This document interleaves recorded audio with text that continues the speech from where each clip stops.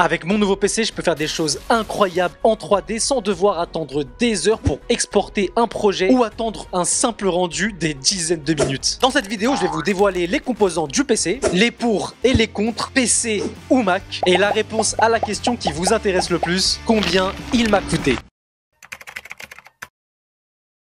Avant de vous parler de ce PC, j'ai un MacBook depuis 2019 datant de 2017. Il fonctionne hyper bien pour de la modélisation assez simple, mais ensuite j'ai voulu pousser les projets avec des belles textures, des animations, mais impossible. Mon Mac crachait et s'éteignait à la seconde où je créais une animation un peu plus poussée. Du coup, pour pallier à ça, j'ai dû économiser pendant un an pour pouvoir m'acheter un nouvel ordinateur dédié au graphisme et à la 3D. Comme j'étais sur Mac pendant des années et des années, inconcevable pour moi de retourner sur Windows. J'ai dû bouffer pendant 2 semaines des vidéos sur la 3D avec les nouveaux MacBook M1 et M2 et tout le tatouin là. Et je suis tombé sur une vidéo d'un YouTuber français qui faisait la comparaison avec un PC fixe et un MacBook nouvelle génération avec un projet 3D. Le prix du PC mais aussi ses performances étaient beaucoup plus avantageuses qu'un Mac. Donc grosse mauvaise nouvelle pour moi. Ok, pour faire un choix, j'ai dû énumérer les pour et contre d'un PC fixe et d'un MacBook. On va commencer par les pour du PC. Premièrement, la puissance. Aucun MacBook ou alors même ordinateur portable de chez Windows aura l'équivalent ou la même puissance qu'un PC fixe. La vitesse. Les PC ont une vitesse de calcul pour les rendus ou les exports, il n'y a rien à dire. C'est super simple. Ma vidéo où j'aurais créé le village de Konoha en 3D, je l'avais fait avec mon MacBook. Et pour sortir seulement une image en export, j'ai dû attendre 30 minutes. Et j'ai fait le test avec un PC, j'ai fait l'export en seulement 30 secondes. Je sais pas si vous vous rendez compte de l'écart qu'il y a entre les deux. On a ensuite la stabilité. Les PC fixes durent beaucoup plus dans le temps qu'un PC portable. Quoique Mac, pour le coup, dure aussi bien longtemps. Et dernière chose, l'esthétique. On va pas se mentir, un PC fixe, c'est quand même stylé aussi. Pour les contres, j'en vois qu'un seul. Il est quand même aussi important. Pour travailler sur mes projets, je suis obligé d'être chez moi. Si j'ai envie d'aller travailler à l'extérieur ou bien dans le train, dans le bus, quoi que ça arrive jamais, c'est impossible. Je peux travailler que de chez moi avec un PC fixe. Ce qui m'amène au premier pour du MacBook. C'est un ordinateur qu'on peut amener partout. Le fait que ce soit un ordinateur portable, je peux travailler d'où je veux. Dans un resto, ou bien des fois il m'arrive d'aller chez de la famille et que j'ai envie de faire un export pendant que je parle avec la famille. Du coup, je me mets sur le côté, je fais l'export et je vais profiter de ma famille. Avec un PC fixe, ça c'est impossible. Du coup, c'est vraiment un gros plus. Ergonomie. Apple, c'est bien connu qu'ils t'attrapent avec leur facilité d'utilisation de leur appareil. Et je trouve que leur logiciel est quand même pas mal foutu. La stabilité. C'est très rare que mes logiciels crachent avec Mac. Pour monter les vidéos, j'utilise Final Cut et c'est vraiment super rare que ça crache. Et même quand ça crache, vu que ça sauvegarde en temps réel, j'aurais perdu aucune donnée de mon montage. Et ça, c'est vu que les composants viennent du même fabricant, Apple, a une certaine harmonie avec tous les composants qui font qu'ils ne crachent jamais. L'habitude. J'ai l'habitude d'être chez Mac depuis des années et comme j'ai un iPhone, c'est beaucoup plus facile pour transférer les données ou travailler avec mon téléphone et puis transmettre ça sur l'ordinateur, le Mac. C'est beaucoup plus facile de travailler comme ça, il y a une certaine simplicité qui s'installe. Les contres pour moi, on va commencer par le prix. Les prix des Macs sont exorbitants. Ils commencent toujours par vendre un produit premier prix qui est pas super cher, mais avec des composants vraiment de base. Donc petit écran, petit espace de stockage. Et si tu veux avoir un plus grand écran, faut dépenser 200 €. Si tu veux plus de gigas, c'est à coût de 500 €. Tu te retrouves vite avec une dépense de 4000 € pour un simple ordinateur. Mais après, c'est vraiment une bonne machine qui ne crachera jamais et qui durera dans le temps. Il y a également la puissance. Après, pour un ordinateur portable, c'est vraiment le plus puissant du marché. Mais malheureusement, pas assez pour ce que je veux faire et l'ambition de la chaîne. Pour qui est-ce que je me prends, moi? Et du coup, j'ai opté pour un PC.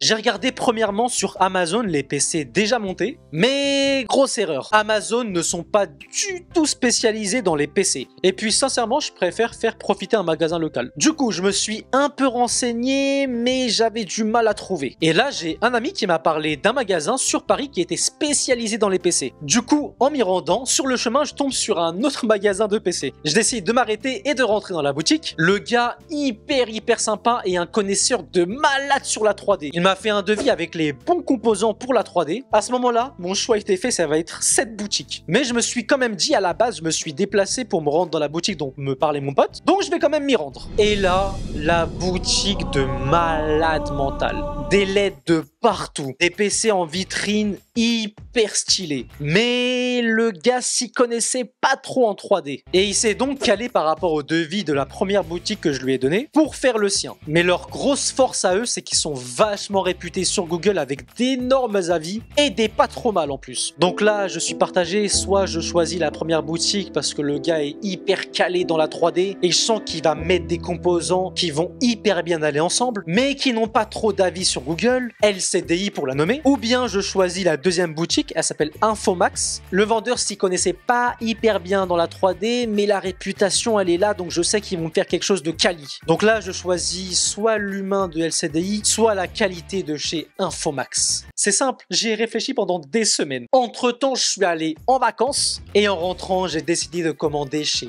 Infomax. Je me laisse convaincre par leur nombre incroyable d'avis positifs et leur réputation. Et donc, quand tu commandes un PC qui n'est pas monté, il y a un certain délai entre la commande et la réception de ton PC. Et là, je me suis dit, ça va durer des semaines, ils vont me narguer, je vais devoir appeler tous les jours pour savoir où en est mon PC. Pas du tout. J'ai commandé lundi, début de semaine. Le PC était prêt vendredi, samedi, je vais le chercher. Merci Infomax. Fantex XT View TG, un boîtier noir assez simple mais hyper stylé.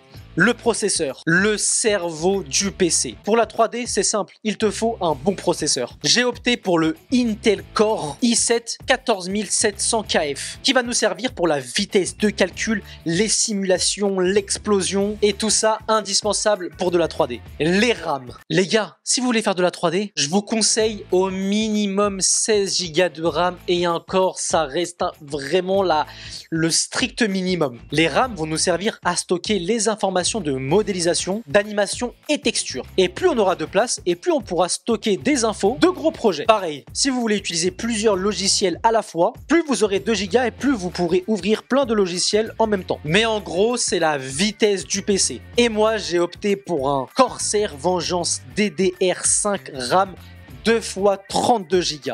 Donc 64 en tout. Et je peux vous dire que ça fait vraiment le boulot. Mouah.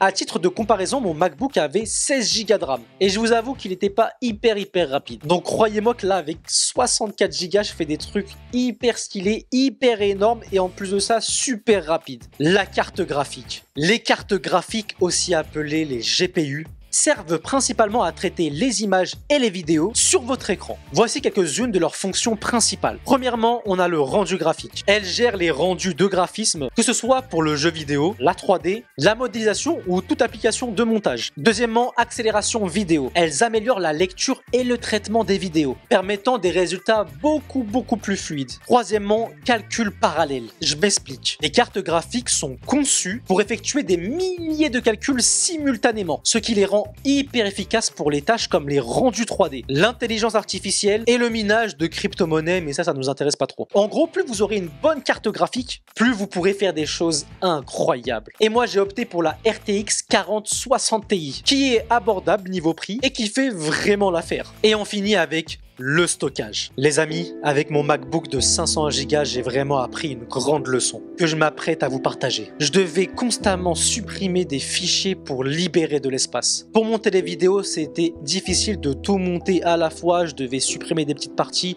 les exporter, c'était un vrai bordel. Pour les projets 3D également, c'était impossible de faire d'énormes projets. Le stockage, mais il y a aussi la puissance qui me le permettait pas.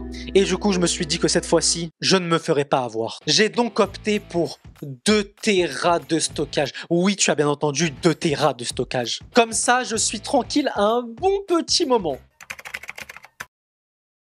Pour tous ces composants, j'ai eu une belle réduction auprès d'Infomax parce qu'ils faisaient leur anniversaire d'ouverture, je sais plus trop quoi. Mais merci beaucoup. Du coup, j'ai acheté mon PC pour seulement 20 780. Non, je rigole.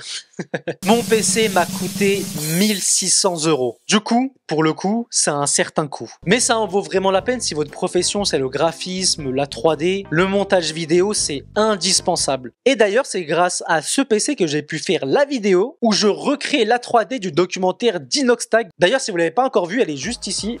ou ici. En tout cas, c'était comme d'habitude un plaisir d'être avec vous, un plaisir partagé j'espère. C'était Ali et je vous dis à bientôt pour une prochaine vidéo.